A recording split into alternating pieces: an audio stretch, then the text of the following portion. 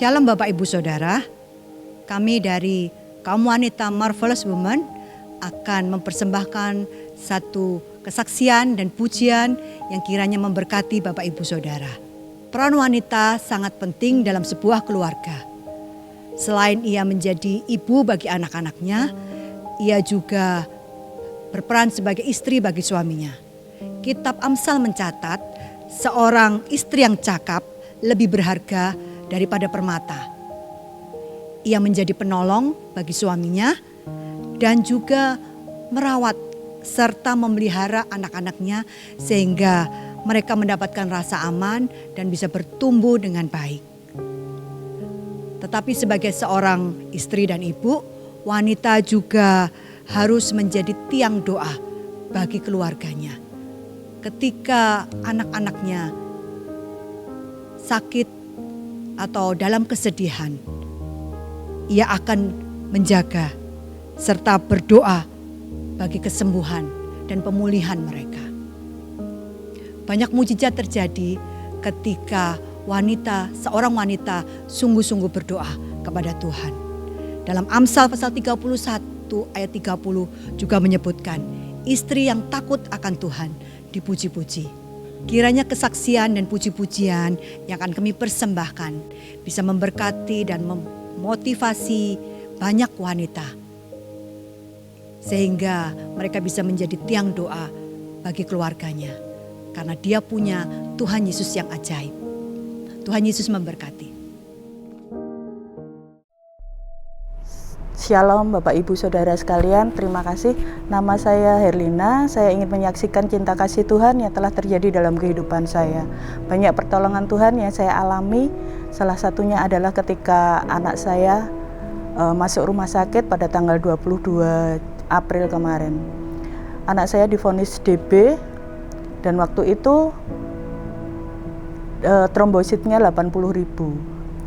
Dia mengalami muntah-muntah, badannya udah lemes, saudara. Tapi setelah masuk dia sudah stabil karena ada bantuan dari infus, dia stabil. Hari Selasa dokter waktu visit dia bilang sudah membaik. Walaupun trombositnya turun tapi keadaan yang lain sudah mulai stabil. Dan dia sudah nggak lemes lagi, nggak muntah lagi, sudah keadaan bagus. Dan dokter menyatakan bahwa kalau keadaan seperti ini terus, besok boleh pulang, hari Rabu boleh pulang.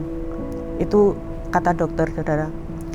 Tapi yang terjadi pada waktu hari Selasa sore, anak saya itu mengalami sakit di perutnya. Dia selalu ngeluh kalau perutnya itu sakit. Waktu saya tanya sama perawat, dia bilang nggak apa-apa. Karena itu fase yang harus dijalani waktu DB itu ya seperti itu. Pasti perutnya itu mengalami sakit, mual, sebah atau kayak apa. Bukan cuma perawat, dokter pun juga bilang kayak gitu. Orang-orang yang besuk juga bilang bahwa nggak apa-apa. Itu hal yang wajar yang dijalani oleh orang yang sakit DB. Tapi saya dalam hati kayak, masa kayak gini gitu loh.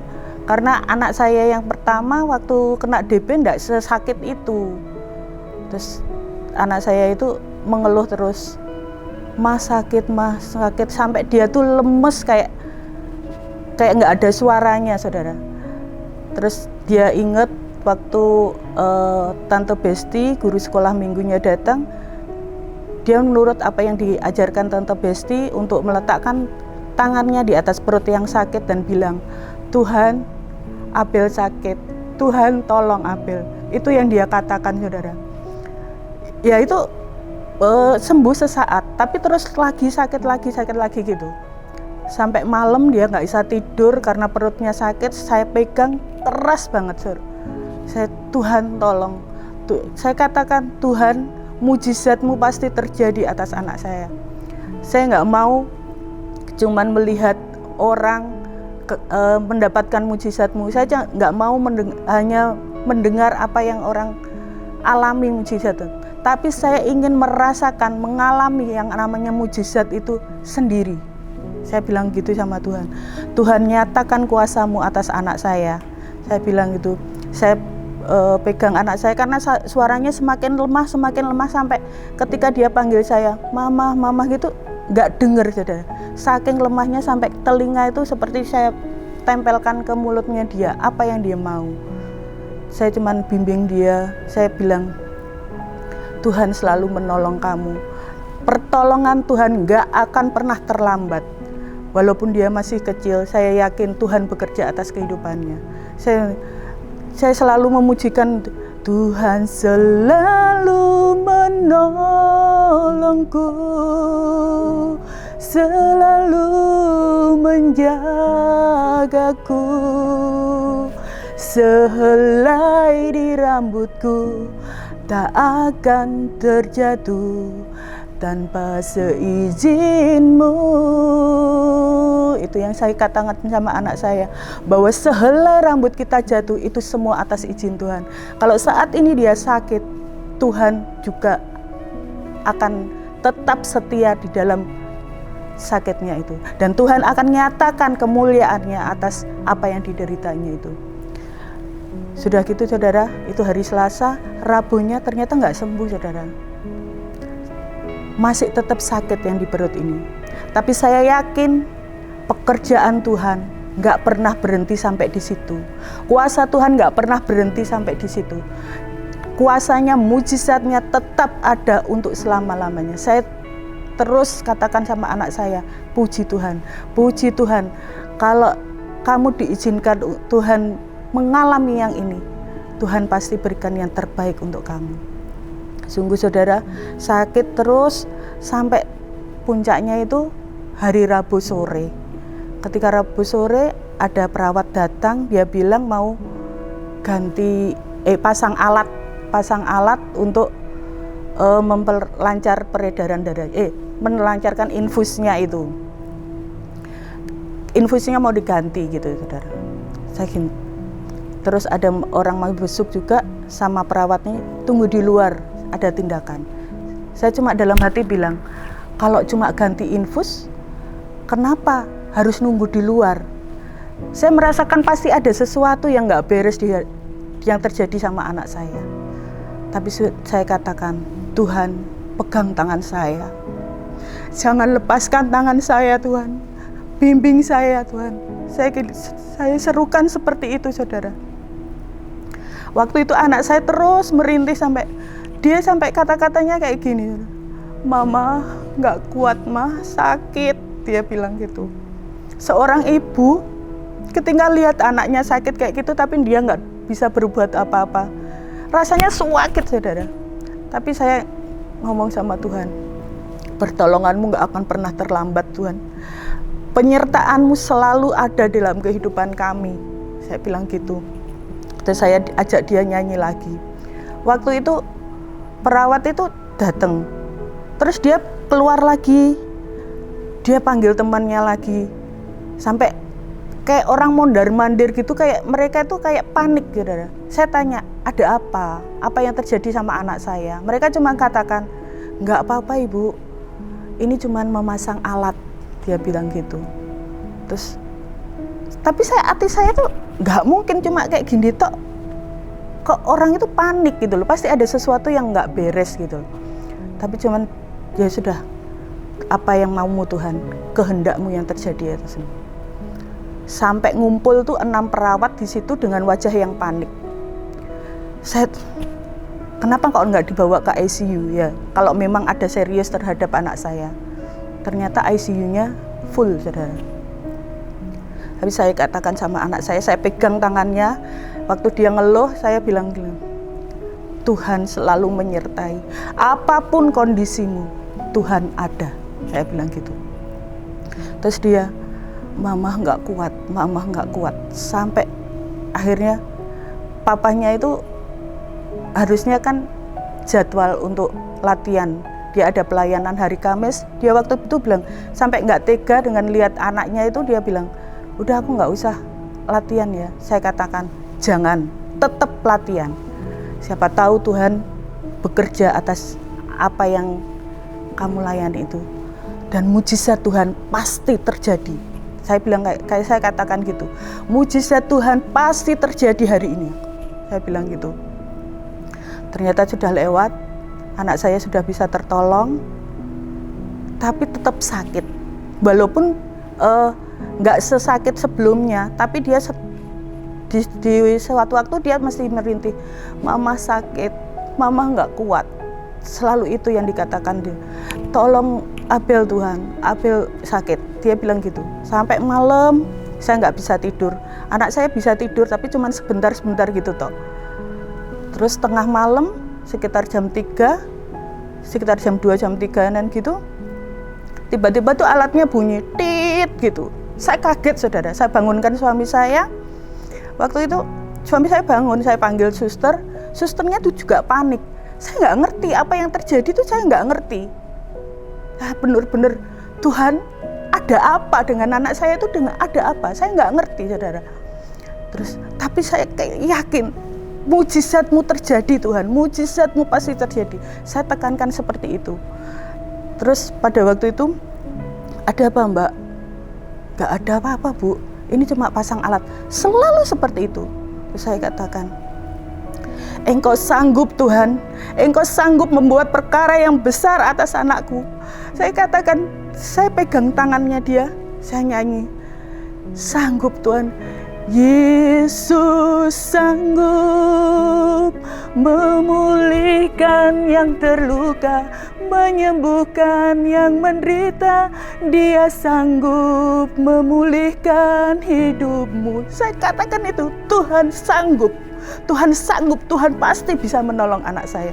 Sungguh saudara, saya waktu itu udah hampir subuh gitu,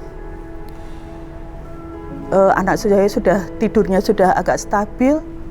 Jam 7, sekitar setengah 7, jam 8-an ya, itu dokter datang. Biasanya visit dokter itu sekitar jam 10 setelah poli, di bawah poli anak. Tapi ini enggak, berarti ada sesuatu yang serius. Saya bilang gitu, ada apa ini? Ternyata dokter cuma bilang gini, Bapak Ibu, Tabita, itu nama depan anak saya, Tabita ini ternyata anak yang kuat, dia anak yang hebat. Dia bilang gitu. DB yang dialami dia itu ternyata jenis DB yang mematikan. Saya langsung gitu saudara, anak saya ternyata mengalami seperti itu. Tapi saya yakin pertolongan Tuhan luar biasa dalam hidup saya. Terus waktu itu dijelaskan bahwa pembuluh darahnya itu sudah bocor, sehingga cairan yang masuk ke dalam perut itu bukan cairan, darahnya itu sudah mengental. Jadi memenuhi perutnya ini, sehingga perutnya itu terasa sakit. Dan sebagian juga sudah masuk ke paru-parunya. Dia bilang, kalau kemarin itu telat sedikit aja, sudah Tabita nggak bisa ditolong. Saya bilang, Tuhan terima kasih, Engkau baik Tuhan. Apapun kondisi saya, Engkau nggak pernah tinggalkan saya. Saya bilang gitu. Terus dokter bilang, hari ini saya nyatakan Tabita sudah lewat masa kritis. Saya bersyukur Tuhan, Engkau baik, Engkau baik. Setelah itu, kondisi anak saya kan masih tidur itu, saudara. Saya pegang dia, saya peluk dia, cuman saya dengarkan lagu-lagu. Terima kasih Tuhan, saya terima kasih Tuhan. Nggak ada kata-kata apa selain terima kasih Tuhan. Karena kebaikan Tuhan luar biasa dalam hidup saya.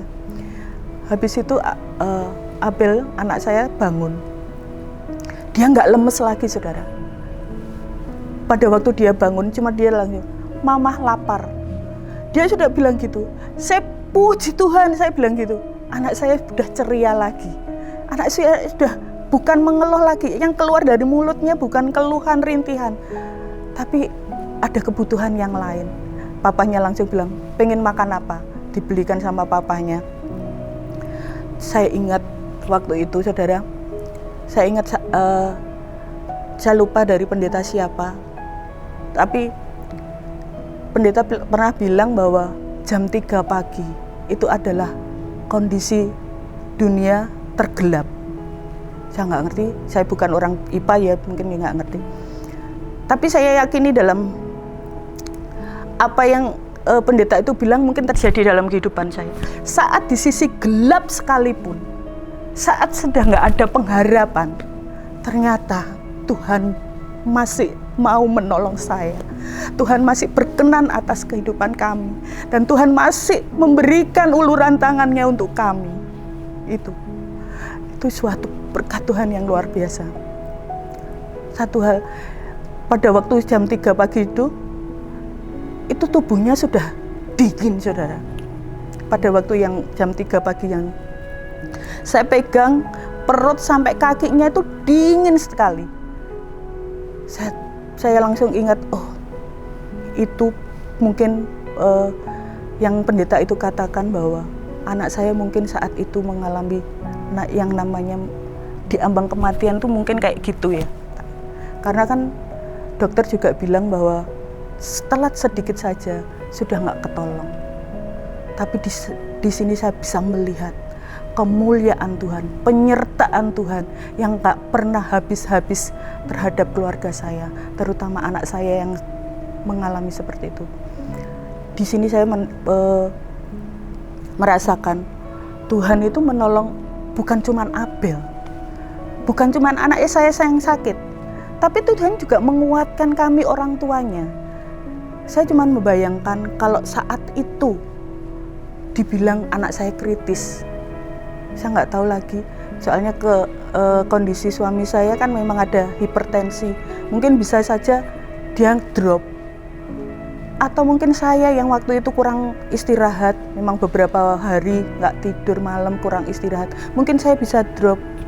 Atau kondisi anak laki-laki saya, yang waktu itu saya dengar dari mbak yang di rumah, dia pada waktu adiknya masuk rumah sakit hari pertama itu, dia tuh ngeluh, ngomel-ngomel gini, menyalahkan saya.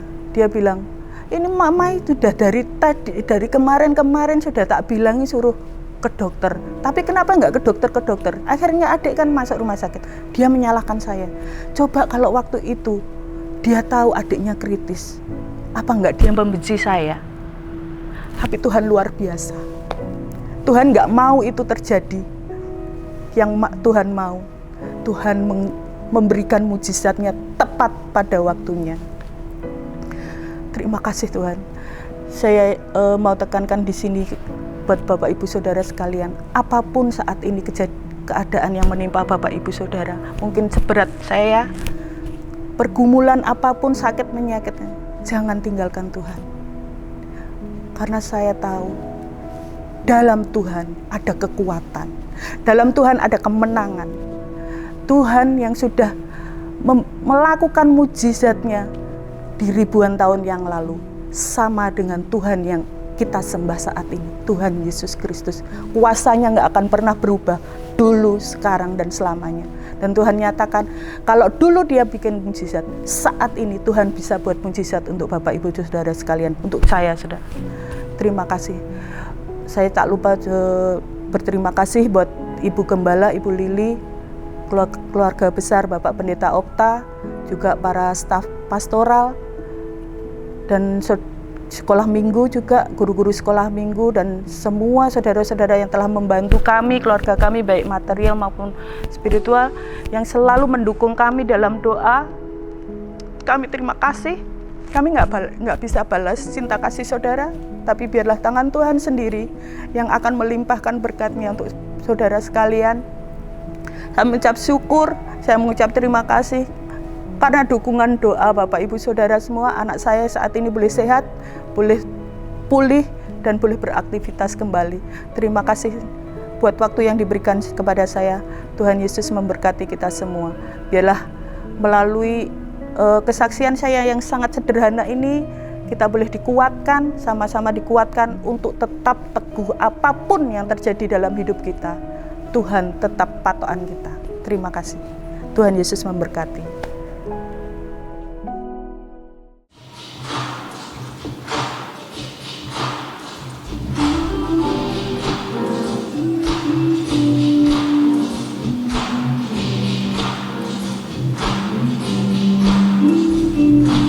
Yesus ajaib, Tuhanku ajaib, kasih-Nya ajaib bagiku. Yesus ajaib, Tuhanku ajaib, rahmat-Nya kekal selamanya. Tak berubah kasih-Nya, setiap hari bertambah indahnya. Sampai bumi berlalu dan habislah ragaku, Yesusku ajaib bagiku. Yesus ajaib, Tuhanku ajaib, kasih-Nya ajaib bagiku. Yesus ajaib, Tuhanku ajaib, rahmat-Nya kekal selamanya. Tak berubah kasih-Nya, setiap hari bertambah indahnya. Sampai bumi berlalu dan habislah ragaku, Yesusku ajaib bagiku.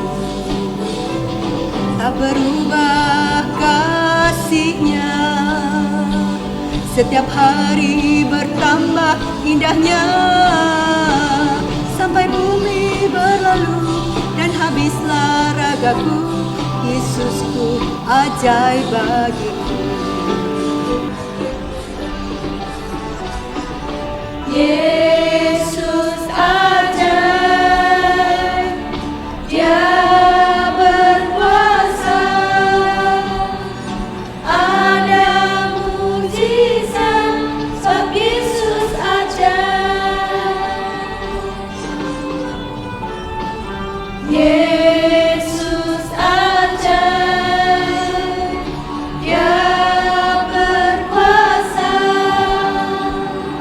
ada mujizat, sebab Yesus ajaib.